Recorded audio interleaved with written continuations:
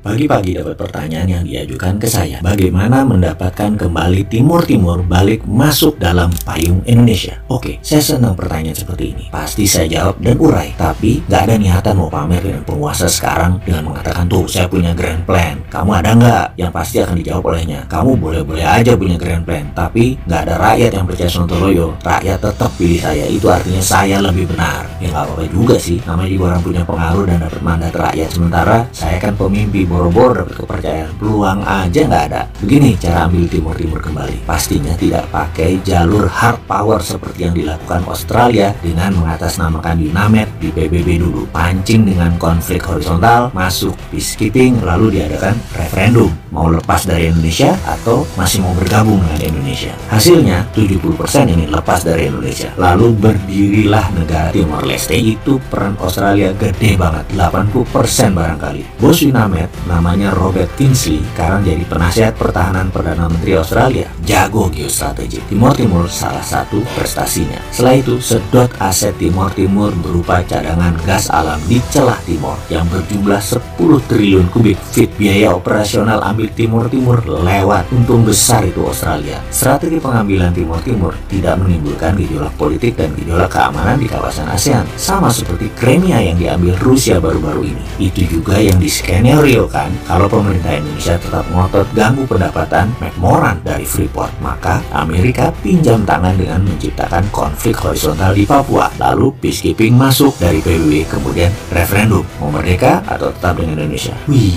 pastilah pengen merdeka. Untung saja ternyata ambilnya saham Freeport tersebut tidak membuat McMoran rugi, malah Indonesia yang bisa rugi. Jadi skenario caplok Papua nggak jadi. Saya juga heran dengan ide ambil saham Freeport. Kenapa nggak naikin pendapatan negara dengan cara lain? Kenapa tidak bagi hasil finish produknya, minta bagian dari emasnya? Jadi kita Indonesia bisa printing money, cetak duit. Sudahlah, ide saya pasti geblek dan Sontoloyo, pasti nggak ada yang percaya. Tapi akan nyerah nggak memberi ide untuk negara? Ya enggak lah, kita balik ambil Timor Timur saja deh. Gimana caranya? Pertama, kita mengatakan kepada Timor Leste, wahai Timor Leste, kamu buat proyek project creation dan ini ada uangnya. Setelah proyek diciptakan, kita Indonesia menyiapkan pendanaan pakai pinjaman tentunya. Kita harus untung dari cost of fund, jangan terlalu tinggi, nanti mencekik. Jangan terlalu rendah, nanti Timor Leste-nya profit. Bikin Timor Leste jangan hidup tapi jangan mati, itu prinsipnya. Lalu proyek itu harus dapat sovereign garanti atau jaminan negara. Jaminan B2B, business to business, nggak bisa ngikat APBN Timor Timur. Boleh semi sovereign garansi, yaitu pakai BUMN Timor Timur, karena BUMN kan punya negara. Kalau default gagal bayar, ambil jaminan negaranya. Pokoknya jangan swasta Timor Timur aja yang punya proyek. Jadi pihak Indonesia akan menyiapkan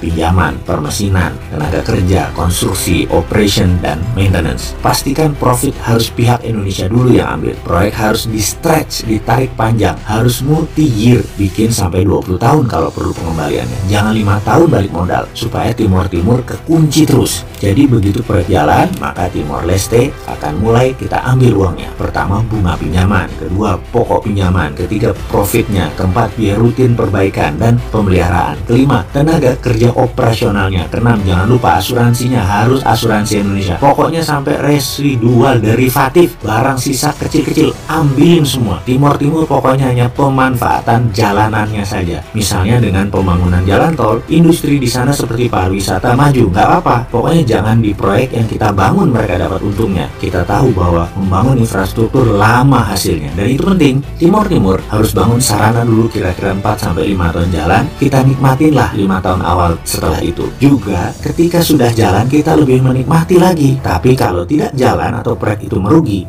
ini enak, kita ambil. Enaknya karena kita sudah balik modal dalam 5 tahun. Proyek dibikin nyicil multi-year sampai 20 tahun kalau perlu Timor Timur nyicilnya. Project creation tersebut kita idekan terus-menerus ke Timor Timur sebanyak-banyaknya sampai yang nggak perlu-perlu. Seperti punya 2 bandara internasional, bangun terminal, bangun 3 pelabuhan, bangun jembatan ke daerah yang sepi penduduk kalau perlu, pindahin ibu kota juga kalau perlu, bawa pejabatnya, lihat LRT dan MRT di Indonesia biar terpukau, lihatkan pabrik penghasil gerbong kereta kita, buatkan rel kereta keliling Timor Leste, semua dibangun aja. Dan itu versi pertama untuk pasang kaki. Ada versi kedua membuat lebih cepat lagi kuku Indonesia menancap di Timor Timur, lebih dahsyat lagi strategi. Minat untuk tahu? Sebenarnya nggak usah dikasih tahu sih, pasti tahu. Kita coba merenung apa yang terjadi di Indonesia.